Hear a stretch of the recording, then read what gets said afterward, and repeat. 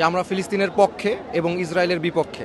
মার্কিন যুক্তরাষ্ট্রের মদদে অবৈধ রাষ্ট্র ইসরায়েলের অবৈধ প্রধানমন্ত্রী নেতানিয়াহু যে গণহত্যা চলমান রেখেছে, সেখানে 60,000-এর অধিক মানুষ নিহত হয়েছে। ইসরায়েল তার উইরাইসা জুইরা বসা বলেছিল নির্বাচনের আগে ইসরায়েলি যুদ্ধ বন্ধ করবে, সে একটি জারজ সন্তান। আজকে আমরা এখানে এসেছি এবং আমাদের একটাই লক্ষ্য ছিল বিশ্ববাসীকে বাংলাদেশের অবস্থান পরিষ্কার করা, যে আমরা ফিলিস্তিনের পক্ষে এবং ইসরায়েলের বিপক্ষে, এবং সবসময় আমরা তাদের পাশে আছি এবং থাকব। গোটা উম্মা যে সিদ্ধান্ত নিব, বিশ্ব উম্মা, সেই সিদ্ধান্ত যেটাই হোক সেটার সাথে বাংলাদেশ আছে, থাকবে এবং সক্রিয়ভাবে পার্টিসিপেট করবে তারা যেই সিদ্ধান্তই নেয়, এই গোটা মুসলিম উম্মা। সারা দুনিয়া জানে 365 বর্গ কিলোমিটারের যে গাজা স্ট্রিপ, এই গাজা অঞ্চলে 22 লক্ষ মাজলুম জনগণের বসবাস রয়েছে।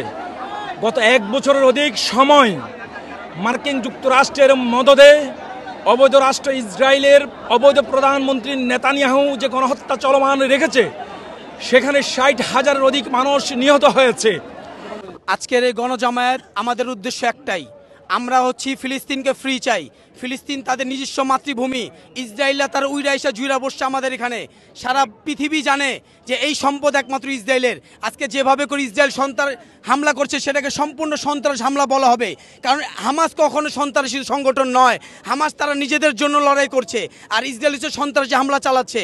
আজকের এই গণজামায়াত থেকে আমরা একটাই দাবি জানাতে চাই, এই ইসরায়েল সন্ত্রাসীদেরকে সারা পৃথিবী থেকে তাদেরকে বয়কট করা হোক, এবং বয়কট করার জন্য আমরা আমাদের সারা বাংলাদেশ সহ সারা বিশ্বের মুসলিমদের কাছে ছোট্ট একটা অনুরোধ জানাবো।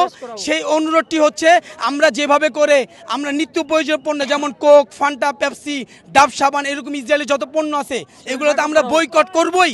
পাশাপাশি আমাদের সাধারণ বাঙালি এবং মুসলিমদের কাছে একটি অনুরোধ করব, কিছু ইসরায়েলি কিছু ওয়েবসাইট আছে, কিছু অ্যাপস আছে, এগুলো আমাদেরকে বয়কট করতে হবে। এই করলে যদি আমরা বয়কট করতে পারি, তাহলে ইসরায়েল পঙ্গ হবে।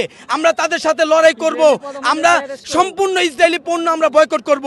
পাশাপাশি সমগ্র বিশ্বের মুসলিম নেতাদের কাছে একটি আমি দাবি জানাচ্ছি, আপনারা সবাই একত্রিত হয়ে তেল বন্ধ করে দেন, দেখি ইসরায়েল কিভাবে পারে ফিলিস্তিনি সাধারণ মা বোনদেরকে ধ্বংস করতে।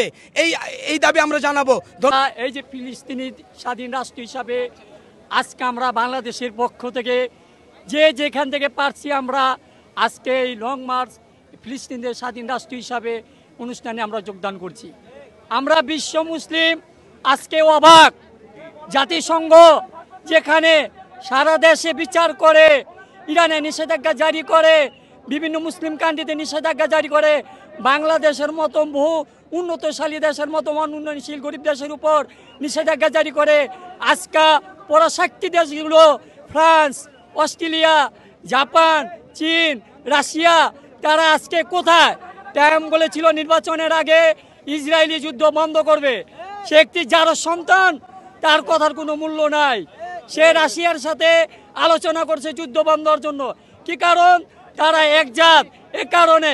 কিন্তু ফিলিস্তিনি মুসলিম ভাই হিসাবে ভারতে নিধনযজ্ঞ চলতেছে, একটি আইন পাশ করছে তারা, বিগত যে আদম সেবা ওয়াকফ ছিল সেই জায়গাগুলো দখল করে মসজিদ ভেঙে সেখানে মন্দিরের নির্মাণের আদালতে রায় দিচ্ছে। এমন ফিলিস্তিনি গাজা দখল করে নিরসহায় মানুষকে, অস্ত্র নাই, নিরস্ত্র সে মানুষগুলোকে বোমা মেরে শিশুসহ ভবিষ্যতে যাতে ফিলিস্তিনি কোনো যুবক ভাই না দাঁড়াতে পারে, তাদেরকে মেরে ফেলা হচ্ছে। শিশুরা কি অপরাধ করছে?